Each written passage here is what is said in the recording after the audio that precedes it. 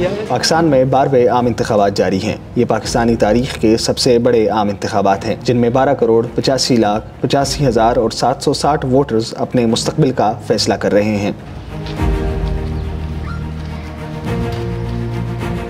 मुल्क भर में कौमी असम्बली के 266 हलके हैं और 4 सूबाई असम्बलियों के हलके शामिल करके मजमूई तौर पर 855 कौमी और सूबाई नशिस्तों में इलेक्शन जारी हैं।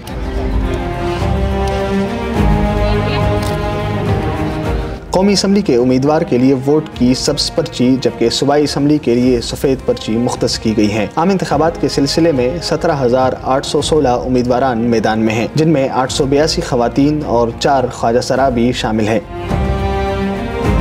इलेक्शन के सिलसिले में मुस्लिम लीग नून, पीपल्स पार्टी, JUI, तहरीक लब्बैक, जमात इस्लामी, अवामी नेशनल पार्टी समेत मुतअद्दिद जमातें मैदान में हैं। जबकि तहरीक इंसाफ को इंट्रा पार्टी इलेक्शंस तनाज़े के सिलसिले में निशान जारी नहीं किया गया था। चुनांचे इसके हिमायत याफ्ता उम्मीदवारान मुतफर्रिक इंतखाबी निशानात के साथ मैदान में आज़ाद हैसियत से मौजूद हैं।